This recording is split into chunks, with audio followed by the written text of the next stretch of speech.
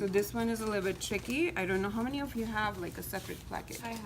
I have. I have a separate. I have. You have a separate placket. Well, mine You didn't do? come with one, but we cut it, remember? Yeah, that's true. So what you can do is you can actually go ahead and baste stitch 1/4 inch and 1/4 inch. Is that good? No, you're fine. To the wrong side. Now here's the thing. There are some things that are different in custom work versus mass production, right? When you are doing custom work, hem is the last thing you want to do because you want to be able to fit it onto your client one more time and figure out the length before you do the hem finish, because otherwise you're doubling up your work. You're going to do the hem finish, and then if you have to make it shorter, then you have to cut it and redo it, right? But in mass production, we don't fit it to one client at a time. We already have a pre-decided length. Right? In that case, you can do the hem, like for example, in this case, it will be nice to have like part of the hem done or most of the hem done before we do the placket, because then we don't have to go back and forth when we're doing this. So let's say we baste stitch it right here. So I have 1/2 inch hem allowance here. There's no light on that machine? What is it? There's no light bulb on that machine?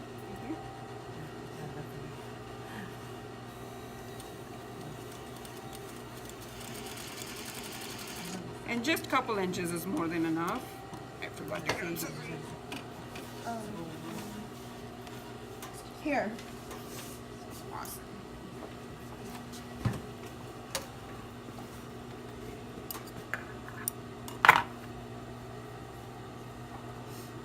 Alright, so you have that basted because then you know like where you're finishing it to.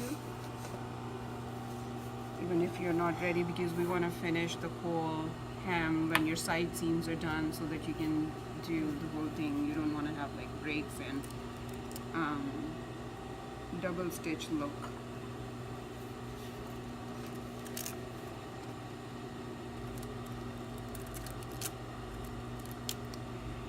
Now interfacing is another thing that's done differently. If you have like a lightweight interfacing,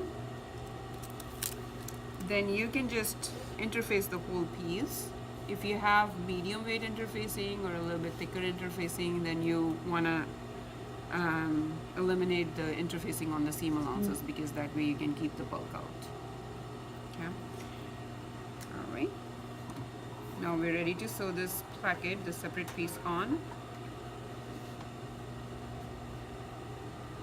So according to, one more thing, according to tailoring, technically we should not have interfacing in the seam allowances because it adds bulk to your seams and those portions. But the way fabric is cut nowadays for mass production, if you are making 100,000 of this shirt in medium size to be able to send all over the country, you will not have time to place the interfacing within the seams, within, you know, out of the seam allowances, and work on each individual placket just like that. So what we do when we do the mass production is you will interface 5 yards of fabric and cut out pieces from there. So you wouldn't have to work on one piece at a time. So they have big press machines and they will just interface like yards and yards of fabric, and you just cut out the pieces that needs to be interfaced from that interfaced fabric. Does that make sense? So that's why many times if you try to open a mass-produced garment, you will see that the interfacing goes into the seam allowances as well. Right here I have notched the seam allowance, which is 1/2 inch for me. I will follow your pattern instructions. It's possible that your seam allowances are, your pattern calls for 5/8 of an inch seam allowance. So I would just follow that.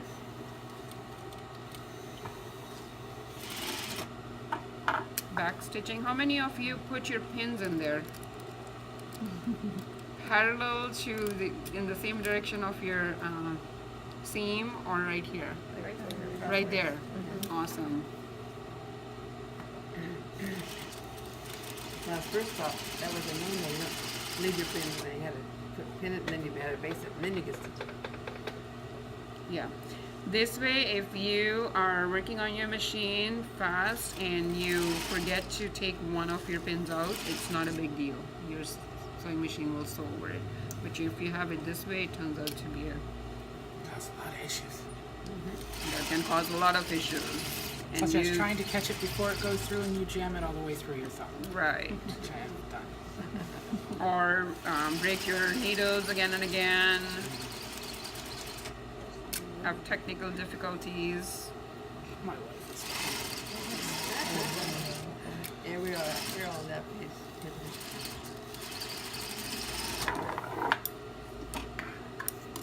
so. Pearl, remember how we cut and on mine to do? I need to interface my placket part because we didn't discuss that. I forgot to ask. Okay, so I might need to get more interfacing at Okay, a later date. right, that's fine. And then we will press it out so that there's no folding here.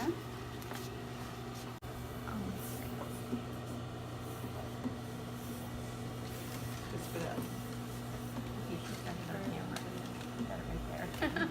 We can see. And then I will go back and press it from the wrong side.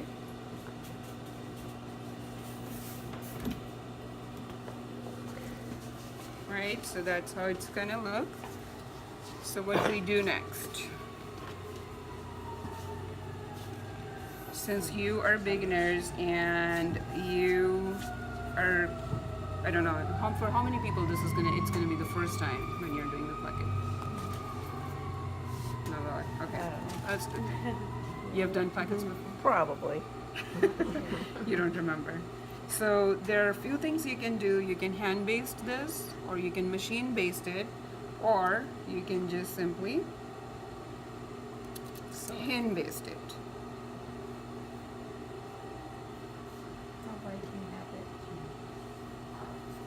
And good thing about muslin is that when you're learning on it, there's a lot of like finger pressing you can do so that you don't have to baste too much or you don't have to pin a lot.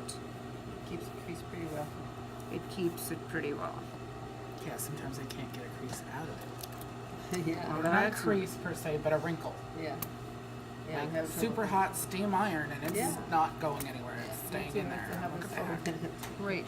So the last step will be to actually fold it down like this and top stitch right here. Your top stitch. We can top stitch if it's a casual shirt. super If it's dressy, do super it dressy and you don't want to see a seam, you can extend it under just a little bit more and you could stitch on the ditch right here. I always found stitching in the ditch really hard. So there's, so when it it's comes to sewing, there's no hard and fast rule. You have to, you can figure out some things, how it works and how you want your garment to look when it's done and it's ready to wear. Now, but if we do that, do you see how this extension is gonna lay? He's gonna ask me about that. So what we're gonna do is we're gonna fold it back first and we're gonna sew it right here. Excuse me. Did you see what I did? So you have this folded. Before you fold it like this, you're gonna fold it back, Right sides together. right sides together. Why is it longer than the other? Because we already hemmed it. Oh, I see, okay. We could do it afterwards, but it creates a lot more bulk in here. And that's what we're trying to stay away from. And now where are you stitching? On that Right hem here. line. So your seam should finish right here. If you're not sure and you don't, it's hard for you to follow that, you can always start The opposite. the opposite way. Okay?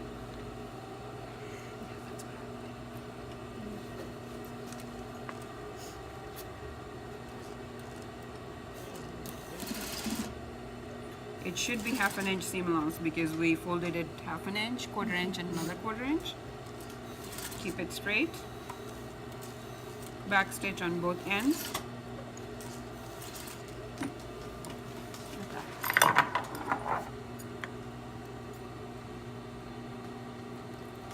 Corner.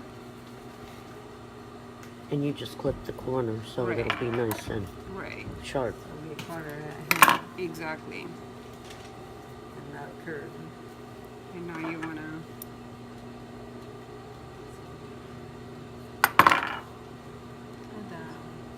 And, Oh, so Right. pretty. so it looks nice and clean here. Could you do that on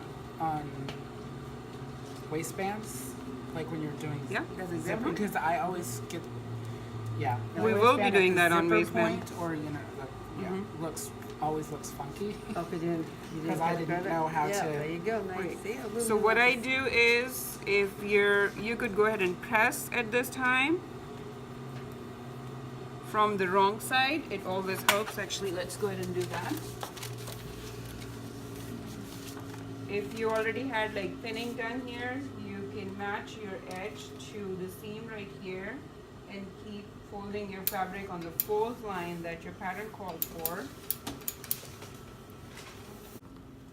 Alright, that way you don't have to have pins on the wrong side, and you can go ahead and do the pinning right here. Whenever you're finishing up your placket, you want to be able to sew it from the right side because that's what is going to be visible when you wear the garment. Not to hold it in place so that it's not folding under or to a weird position. I want to make sure that it's all pinned. Right? That's kind of good. I suppose you could leave it like that for style if you wanted to. Now, how far you want to sew it from the edge, it's up to you. Definitely no more than 1/2 inch or 1/4 inch away. What I usually do is I like to align because it helps me keep my stitch line straight. I align this edge of this edge right here to the inside of this side of the presser foot. That's just my way of keeping it straight, and it really, really works. I mean, that's one side or the other, depending on what you If you really wanted to have a very casual look on your shirt, you could go farther down. And I know this is only 1/4 inch wide. So if I'm doing a 1/4 inch in, then it will be right here.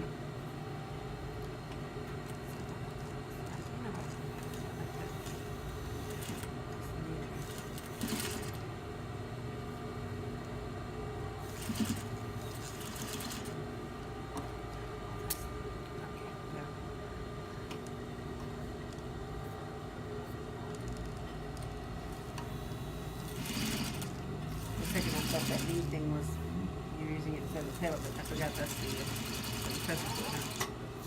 So then, this is how it's going to be coming.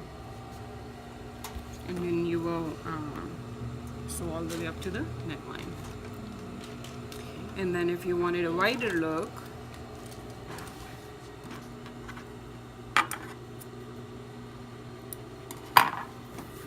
just going to do another seam just so that you can take a look and just compare. Some shirts you will see that there are actually 2 seams. One here, and then one here. Right? Yeah. 3 seams. Like one here, one a little bit in, and then one here. Which I always thought, for me, I always felt like that finished the look, but I kind of like the not finished. Yeah. Like not It too many looks- seams. Like this on this side looks really nice and clean and more tailored or professional looking, I guess.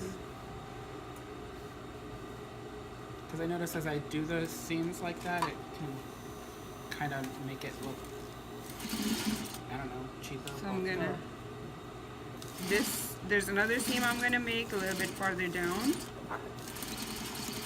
Do you see how your fabric is gonna bunch up a little bit? So just release your pin and just kind of like Flatten it back up. flatten it back up and just kind of like work with it. Don't pull, don't like over exert with it, it will be smooth. It will be